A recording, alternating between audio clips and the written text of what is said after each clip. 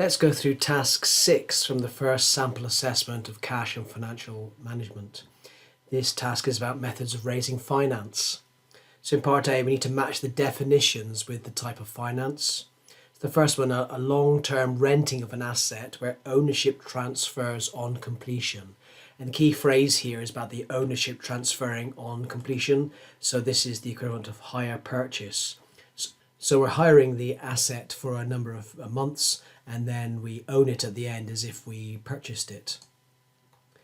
And then when we have rent of an asset where the risks and rewards transfer to the lessee, well, this would be a finance lease. So finance lease doesn't appear in our list here, but we do have lease. And then the sale of accounts receivable to an external organisation who collect the debts as they become due. So that would be debt factoring.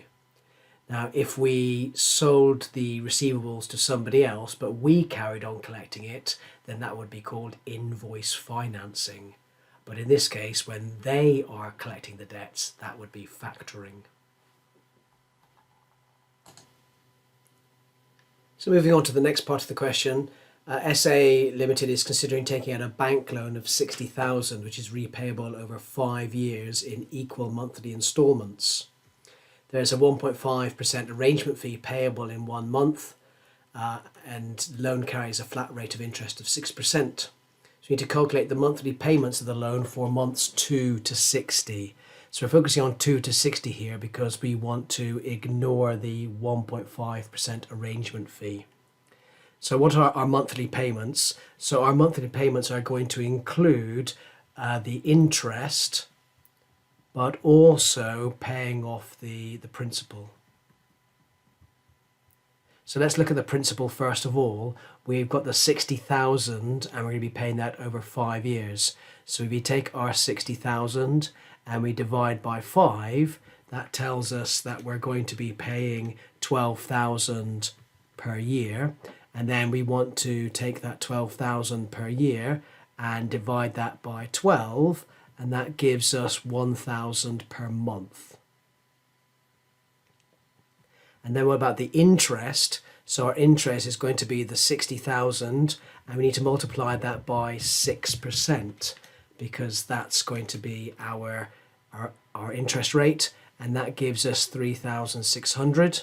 But that's per year, isn't it? It's 6% per year.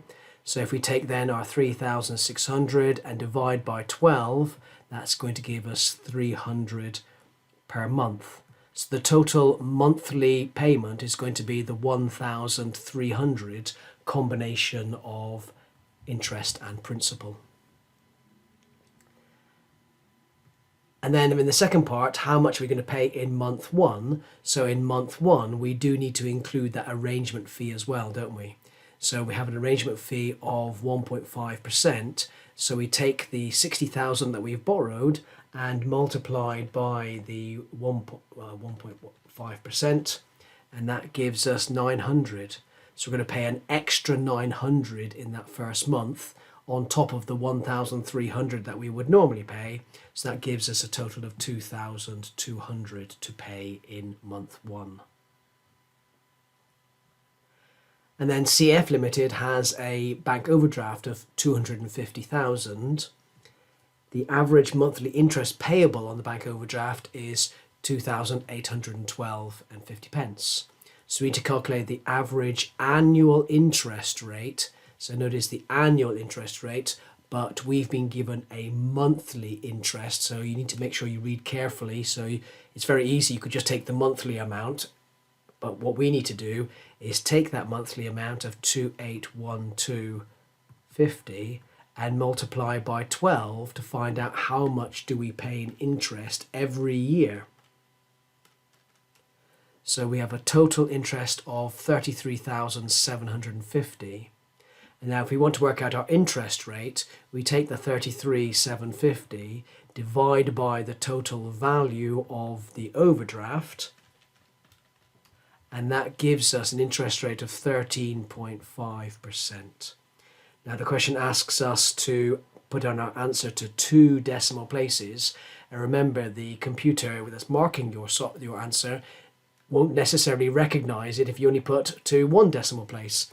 So yeah, we need to put in here 13.50 to 2 decimal places. And then in part 2, calculate the average monthly interest payable if the overdraft is reduced to 200,000. So in this case, we want to take our 200,000 that we're now borrowing and multiply by the 13.5%. And that gives us a total of 27,000. But that's per year though, isn't it? And remember, the question wants what is our monthly interest. So if we divide that by 12, that's going to give us an answer of 2,250. And then finally, CF Limited has an authorised overdraft facility of 300,000. We need to complete the following statement. If CF Limited regularly exceed this facility, its credit rating would. So what is a credit rating? Well, a credit rating is a score that everybody has. So we as individuals, we all have our credit ratings. You may have seen some advertisements on television from Experian and other businesses that will tell you what your credit rating is. And businesses have a credit rating as well, and organisations such as Dun & Bradstreet will work out what a business's credit rating is. So it's just a score to give us a feeling for how credit worthy we are. And if we have a good credit rating, it means we'll be able to borrow more cheaply. And if we have a bad credit rating, normally interest rates will be higher, or possibly we won't be able to borrow at all. So in this case, if we are exceeding our overdraft facility, it means we're borrowing more than we're supposed to. That's a bad thing, isn't it?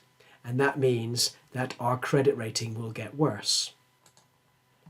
And so our credit rating will decrease.